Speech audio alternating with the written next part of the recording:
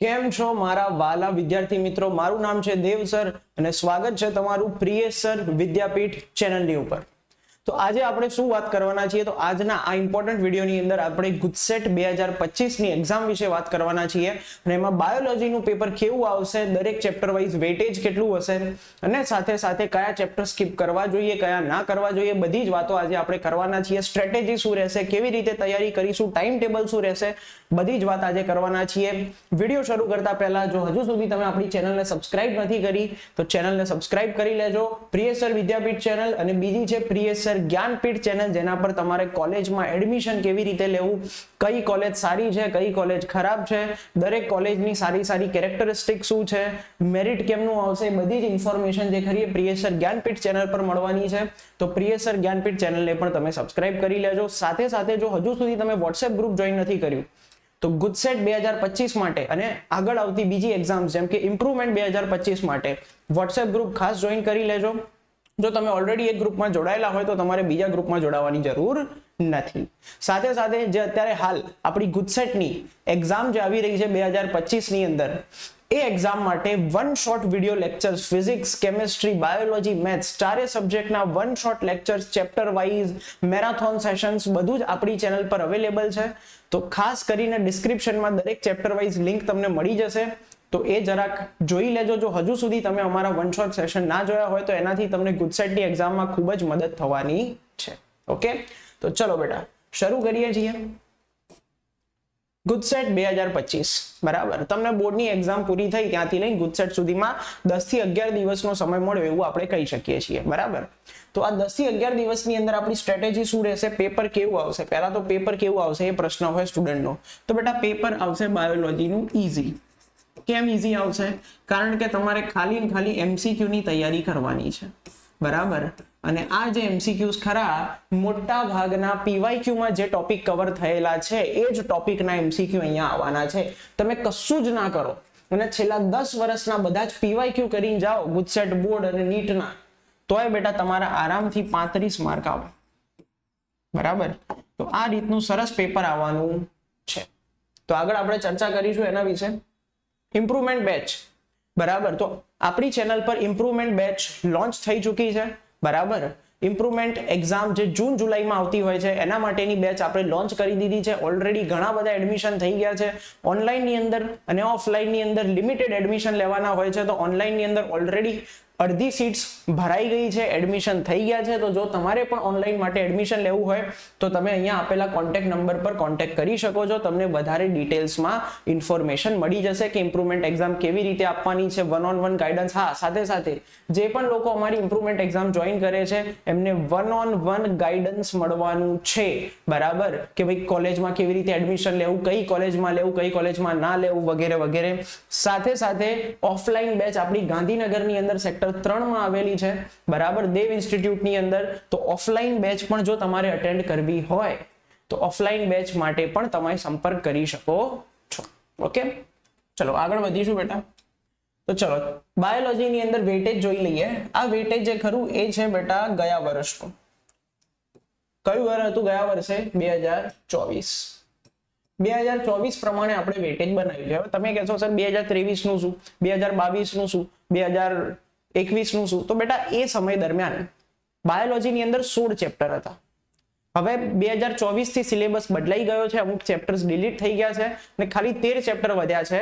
તો જૂનું વેટેજ તૈયાર કરીને કોઈ મતલબ નથી, જૂનું વેટેજ જોઈને કોઈ મતલબ નથી.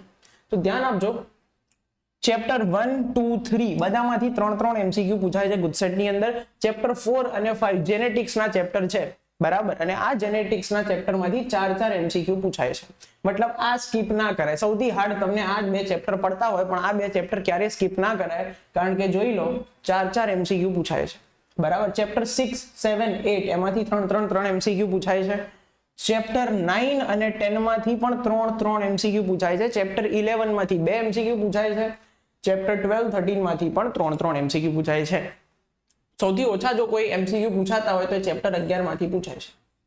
બરાબર, તો કોઈને એવું હોય કે હું આના સિવાય બાકી બધા જ ચેપ્ટર જોરદાર તૈયાર કરી દઉં અને 38 માર્ક લાવી દઉં, મારે એટલા જ લાવવા છે તો લાવી શકો છો, બરાબર. બાયોલોજીમાં એક જ એવું ચેપ્ટર છે કે જેને તમે ઇગ્નોર કરી શકો છો, બાકી એકય ચેપ્ટર તમારે ઇગ્નોર કરવા લાયક નથી. આ તમે 11મું ચેપ્ટર ઇગ્નોર કરો તો તમારા 35+ માર્ક આવી જાય, બરાબર. તો તમે 35+ માર્ક ઇઝીલી લાવી શકો છો જો તમે 11મા સિવાયના બધા ચેપ્ટર કરો તો. ક્લિયર છે? એમસીક્યુ તૈયાર કરવાના છે. મેં શું કીધું, કશું જ ના આવડતું હોય ચેપ્ટરમાં તો છેલ્લા 10 વર્ષના પીવાયક્યુ જોઈ લેવાના. નીટના જોઈ લો, બોર્ડના જોઈ લો, ગુજસેટના જોઈ લો. ચલો તે સ્ટ્રેટેજી વિશે થોડીક વાત કરી લઈએ. સ્ટ્રેટેજી શું રહેશે બાયોલોજીમાં? 40 માંથી 40 લાવવાની. પહેલા તો ભાઈ અમારા યુટ્યુબ વાળા લેક્ચર્સ અટેન્ડ કરો, બરાબર.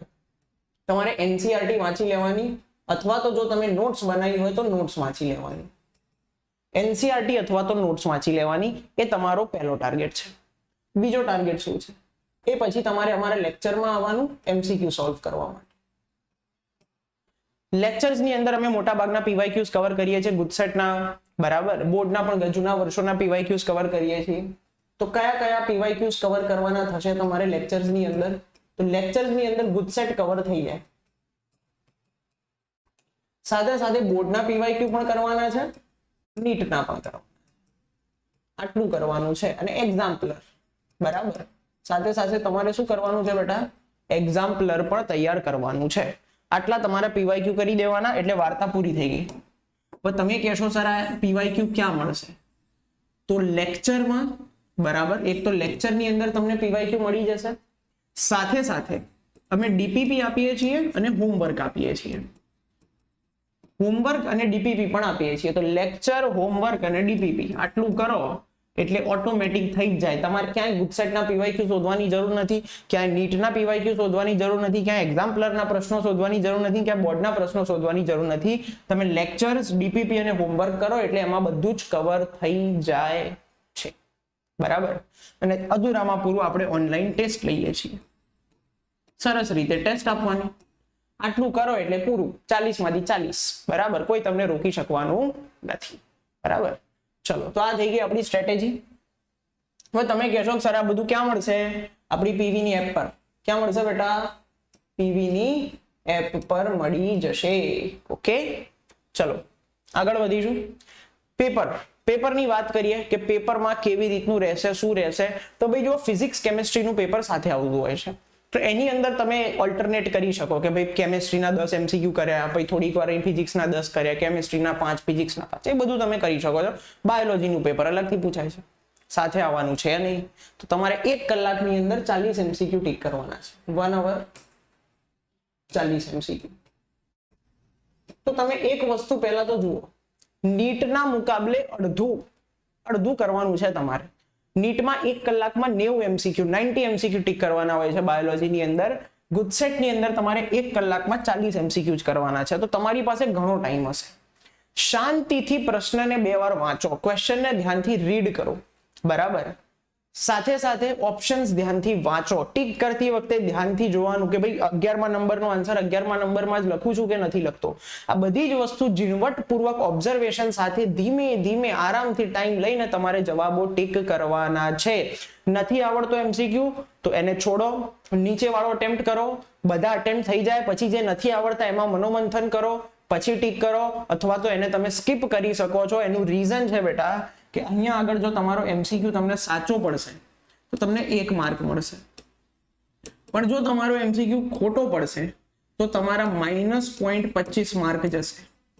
અને જો તમે અટેમ્પ્ટ નથી કરતા તો તમને 0 માર્ક મળશે, બરાબર. તો જો તમે આડેધડ એમસીક્યુ ટીક કરશો અને માઇનસમાં માર્ક લાવશો એના કરતા સારું છે કે જો ના જ આવડતો હોય સવાલ તો એને સ્કીપ કરી દેવાનો, જેથી તમારા માર્ક્સ માઇનસમાં ના જાય, બરાબર. તો ખાસ એ વસ્તુનું તમારે ધ્યાન રાખવાનું છે, બરાબર.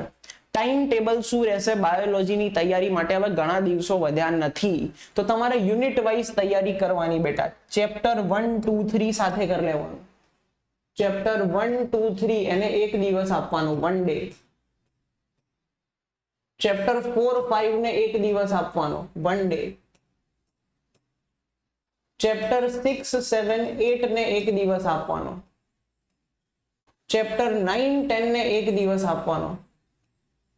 અને ચેપ્ટર 11, 12 અને 13 ને તમારે એક દિવસ આપવાનો છે, બરાબર. આ રીતની તમારી 5 દિવસમાં બધા જ ચેપ્ટર થઈ જાય એવી તૈયારી હોવી જોઈએ, જેની અંદર તમે એનસીઆરટી નોટ્સ વાંચી હોય, તમે કમસે કમ દરેક ચેપ્ટરના 50 MCQ, કમસે કમ કહી રહ્યો છું, મિનિમમ દરેક ચેપ્ટરના 50 MCQ સોલ્વ કર્યા હોય, બરાબર.